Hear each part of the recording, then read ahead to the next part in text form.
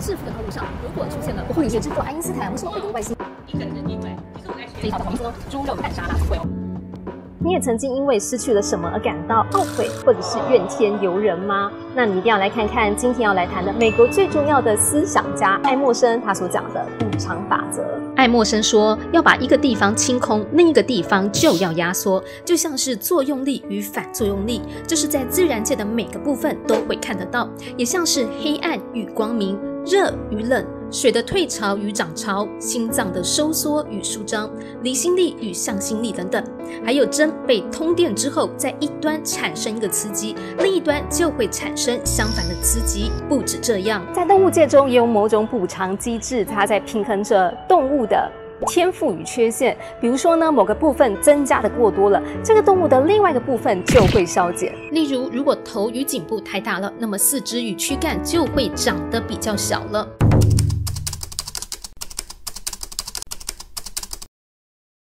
人类世界中也是如此。爱默生说，一个地方多了，就有另一个地方会减少；哪个地方少了，就有别的地方会变多。甜中有酸，恶中有善，你所错失的事情会在其他的事情上让你得回。当你的财富变多了，你的花钱开销也会跟着增加。而海浪在还没有被抛到最高点之前，大自然就会让海浪回到了海平面。爱默生说，世界上总会有种平衡用的环境力量，会去把专横、傲慢的、强悍的、富有的、好运的给拉下来，让他们还是要回到跟其他人差不多的地方。而如果有一个人个性很暴躁强悍，怎么看就是一个恶棍，爱默生就提到了大自然就会给这个恶棍很可爱的儿女们，然后让这些小孩在偏僻的乡村学校读书上课。到时候这位恶棍对孩子们的爱与担忧操心，就会把他原本的冷酷凶悍给磨平磨消失，而渐渐变得懂了些礼节。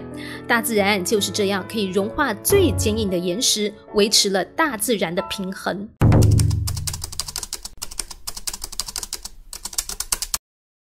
爱默生指出，在农夫的想象里，权力跟地位都是好东西，但是当上总统的人可是为他入主白宫付出了高昂的代价，这往往会让他失去了所有的平静和最美好的个人特质。为了在世人的面前维持一段时间的荣耀形象，他得在王位后方真正的主人面前甘愿含垢忍辱，或是人们渴望向往天才那一种更真实长久的荣耀呢？但不管是哪一种，爱默生说他们都是要付出代价的。凭着意志或思考而伟大的人，在俯瞰众人之时，他也为了地位显赫付出了成本。而过得光鲜亮丽的人，他在获得这样的生活时，也把自己排除在享受之外了。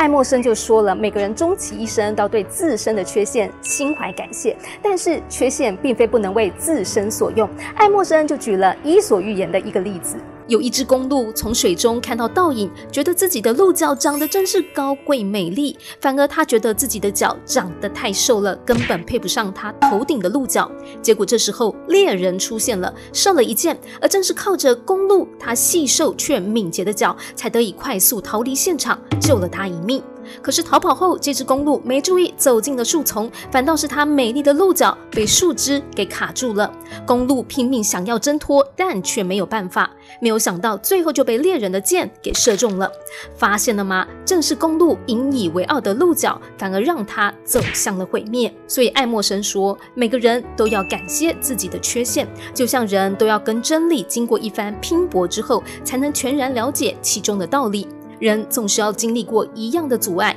或看见了他人的成功，才会理解什么是挫败，还有什么是才能。爱默生说，如果有人因为性格上的缺陷而在社会上格格不入，那他就不得不去自寻欢乐，而养成自助的习惯。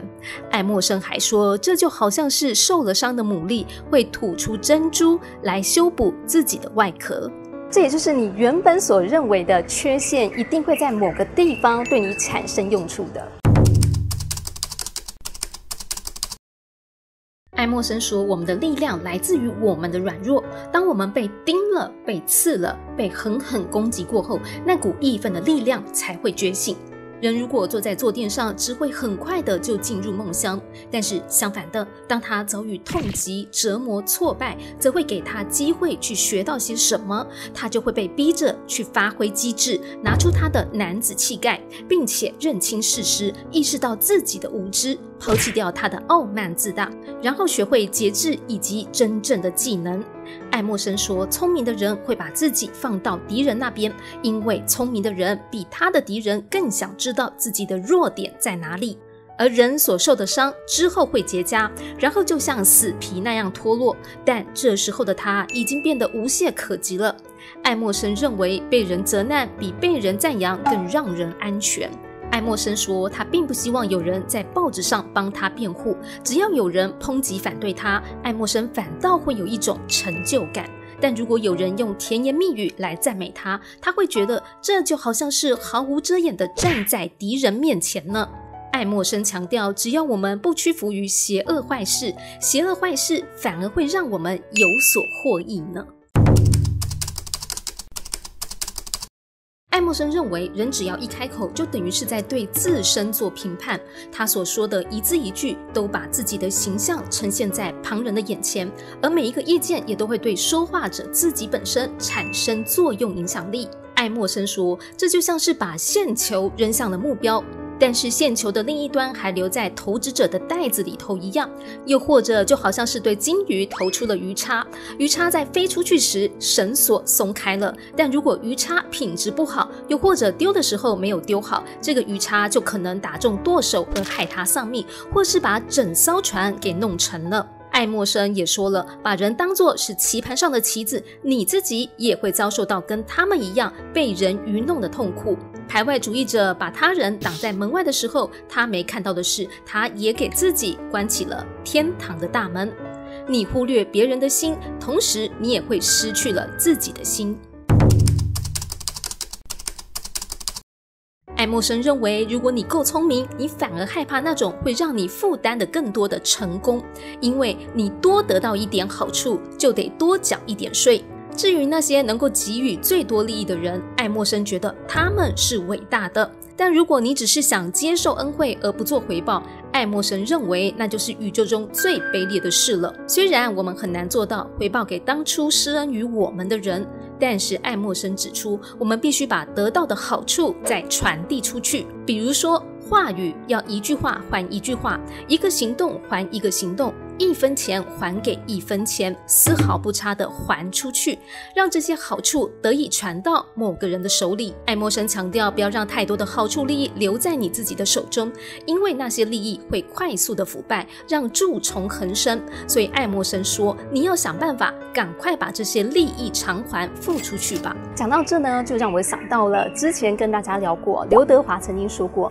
学到的就要教人，赚到的就要给人。这个论述呢，跟爱默生他所讲的非常类似吧。有兴趣的朋友呢，也欢迎点开这一支刘德华在成名前跑过龙套还救过张卫健的影片来看看哦。爱默生说，要经过一段很长的时间，灾难不幸的补偿才能明显的呈现。例如，你损失了财富或身体受到伤残，在那个当下，我们都会觉得这是一种不可能弥补的损失。但爱默生说，时间一年年过去后，你会发现万物背后有着深层的弥补力量。爱默生指出，对于自己的好友或另一半或兄弟的亡故，看起来像是一种对你全然的剥夺，但爱默生说，这样的死别却会在一段时间之后为你化身为某种生命的向导，因为这些灾难变故往往启动了我们生命的变革，它会为我们的年少不懂事画下句点，帮你打破早已习惯的职业、家庭或生活方式，而接下来会有更利于你人格成长的新生活形态将会形成，而且这也会帮我们过滤新关系的建立，我们也会接受一股大的新影响力。爱默生表示有些人本来是庭园中的花朵，虽然照得到太阳，但土壤可扎根的空间却太少，而这些花朵后来遇到墙壁倒塌或是园丁疏于照料，它们反而茁壮成了大榕树，给周遭的人提供了偌大的树荫与丰富的果实。爱默生的补偿论讲的就是有得必有失，有一失必有一得的大自然平衡之理。一个地方多了，就有另外一个地方会减少。失之东隅，收之桑榆。看完今天的影片，是不是也让你会重新去看待身边的事物呢？好了，今天就聊到这喽，也欢迎大家把影片分享给身边的朋友。咱们下次见了，拜拜。